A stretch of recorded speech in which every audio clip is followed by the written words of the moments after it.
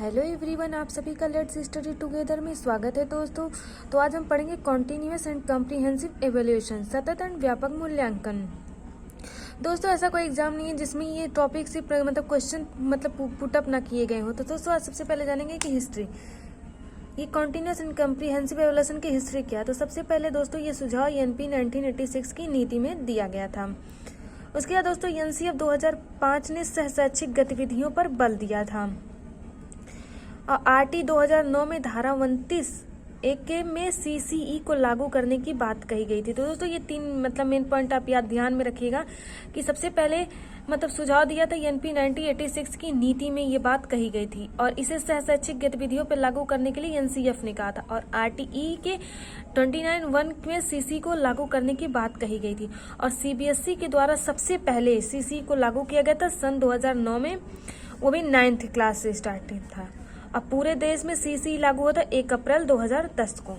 तो दोस्तों ये मेन टॉप पॉइंट है, आप इसको याद कर लीजिएगा कि लागू एनपीई की 1986 में हुआ और शैक्षिक गतिविधियों पर एनसीएफ ने दिया था और आरटीई 2009 29(1) में सीसी को लागू करने की बात कही गई थी और सन 2009 में इसे 9th क्लास में सबसे पहले सीबीएसई ने लागू किया था और पूरे देश में 1 अप्रैल 2010 को लागू हुआ था।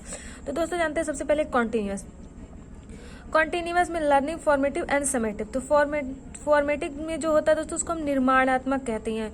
फॉर्मेटिव क्या होता है? असेसमेंट फॉर लर्निंग या फिर एज लर्निंग, या समेटिव होता है असेसमेंट ऑफ लर्निंग यानी संकल्पनात्मक। तो सबसे पहले दोस्तों जानेंगे फॉर्मेटिव क्या है, निर्माणात्मक क्या है।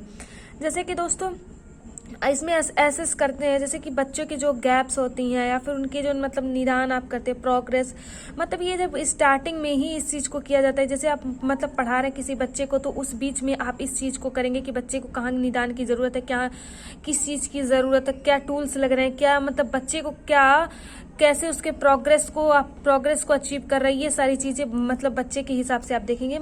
एज इट इज क्लासरूम जो हमारे क्लास में चलती रहती हैं, जैसे कंटिन्यूस सतत एक क्लास में बैठ के आप कंटिन्यूसली पढ़ रहे हैं या फिर क्लास चल रही है तो उसको हम फॉर्मेटिव में ले लेंगे। तो दोस्तों फॉर्मेटिव क्या होता है? FA carry 40 weightage 10 + 10 + 10 + 10 = 40। और ये क्या होता है दोस्तों? हमारी क्वालिटी होती है। उसके बाद से आता है समेटिव, असेसमेंट ऑफ लर्निंग यानी संकल्पनात्मक है।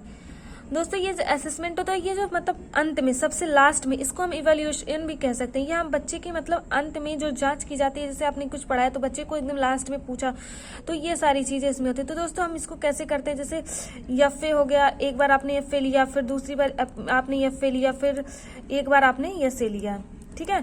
तो 10 और ये 30, तो ये हमारी 50 हो गई। फिर जब हम सेकंड राउंड में करेंगे तो फिर से हम formative, assessment and formative and ऐसे, तो ये हमारी क्या हो गई 10 एंड 30, तो ये हमारी क्या हो गई 50 क्या हो गया 100। इसी बेसिस पे दोस्तों हमारी जो स्कूल में हमें रिपोर्ट कार्ड्स या फिर जो हमारी भी मिलती है वो यहीं से बनती हैं। दोस्तों इसमें हम क्वांटिटी का पता करते हैं। क्वालिटी जो होती है, जो हम पढ़ रहे हैं, जो हमारी क्वालिटी अंदर से जो हमारे गुण होते हैं वो, और क्वांटिटी का मात्रा, जो लास्ट में हम अपना एक्सपीरियंस है अपने हिसाब से जो चीजें करते हैं वही हमारी क्वांटिटी में आ जाती है। उसके बाद से आती है दोस्तों कॉम्प्रिहेंसिव, व्यापक, जो कोलेस्टिक एरिया होती है, जो संज्ञानात्मक क्षेत्र, जो हमारे सब्जेक्ट्स पे अकॉर्डिंग होती है। जो दोस्तों आपका फिजिक्स, केमिस्ट्री, मैथ, बायो या हर कोई भी ऐसी सब्जेक्ट जो आपने ली हो, उसमें होता है फॉर्मेटिव असेसमेंट। और